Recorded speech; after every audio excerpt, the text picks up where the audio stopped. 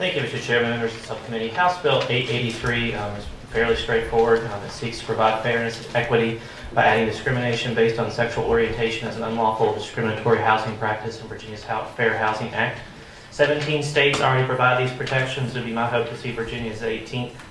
Speaking on this issue personally, I see issues of non-discrimination, whether it's through employment, housing, or whatever, as basic foundation of my beliefs and even the Republican Party. I can guarantee you everybody in this room has differences of opinion, but I think we can all agree on equality before the law, and that's what we're asking for here today. I think I have two individuals beside me that want to speak too. Doug Lopez. Thank you, Mr. Chairman.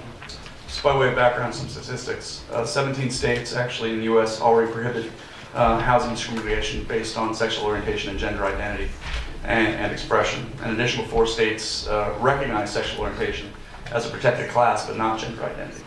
National studies conducted by Kaiser Family Foundation reported an 11% discrimination rate for lesbian, gay, and bisexual respondents. HUD's online rental study revealed that heterosexual couples were favored almost 16% more often than both lesbian and gay couples. A 2010 census reported that Virginia houses at least approximately 14,200 same-sex couples. Of those reported same-sex couples households, 16% are raising children. The U.S. Department of Housing and Urban Development released a study of LGBT housing discrimination in May of 2013. The results showed that same-sex couples experience less favorable treatment than heterosexual couples in the online rental housing market. The primary form of adverse treatment is that same-sex couples receive significantly fewer responses to email inquiries about advertised units than heterosexual couples. Unfortunately, both the Federal Fair Housing Act and the Virginia Fair Housing Act fail to protect LGBT Virginians on the basis of sexual orientation and gender identity. Recently, the National Association of Realtors changed their code of ethics to protect sexual orientation and gender identity from housing discrimination. I hope it's the will of the body to move forward with this legislation. Thank you, Delegate Lopez. Delegate Simon. Mr. Chairman, members of the committee, thank you. I'm not going to repeat some of the things that have been said already in consideration of the committee's time. I would agree with Delegate Yost. This is a pretty straightforward issue. I think you're going to hear, when you ask for comments from the room, trying to anticipate some of the arguments against this. I think you're going to hear that it's too costly, that the cost of defending someone against a suit that may be unfounded is expensive, and by adding another protected class to the Fair Housing Statute, we create one more opportunity for people to file frivolous complaints, and that it's going to cost money.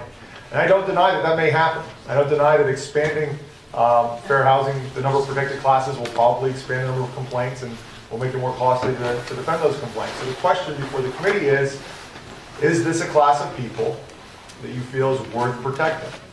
Is really what this question boils down to. The committee's got to decide, are these folks that are worth protecting or not? Is it worth the additional cost? My view is that it is. These are people that deserve the protection of the law. They deserve not to be discriminated against. They deserve to have the dignity of being able to choose a place to live, the place that they want to live, and be free from discrimination. So I would hope that the committee would bear that in mind as you listen to some of the comments from the audience. Mr. Chair and members of the committee, my name is Heather Crispus, and I'm the President and CEO of Housing Opportunities Made Equal, or HOME. We are Virginia's fair housing organization, and I won't duplicate what some of the sponsors said today, but I just want to say that this is a high priority for HOME and the pursuit of equal access to housing, and we would appreciate seeing this measure get some consideration. Thank you. Mr. Chairman and members, I'm James Parrish, Executive Director of Equality Virginia. We would like to thank Delegates Yost, Lopez, and Simon for introducing what we think is a fair and reasonable bill to not discriminate against people because of sexual orientation or gender identity. It's 2014, and these are definitely reasons why people should not be denied housing in the Commonwealth of Virginia. Mr. Chairman, members of the subcommittee, Chris Friend of the Family Foundation, in opposition. Just a couple of things very quickly. We hear a lot of statistics nationally, but no evidence brought forward of a problem here in Virginia. Secondly, I do think that there are going to be costs to this. They're not going to be costs bared by you or taxpayers. They're going to be costs bared by private owners of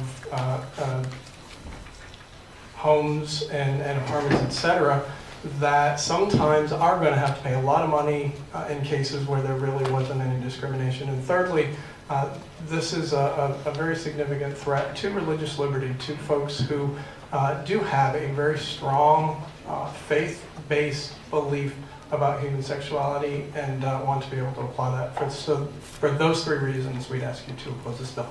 Thank you. Eddie Hill, Virginia Assembly of Independent Baptists. I concur with the reasons given by Chris Friend, and as Delegate Simon mentioned, there will be no doubt frivolous lawsuits brought, and I think we need to keep that in mind. But we're more concerned about individual rights on both sides being protected. Delegate Ramadan.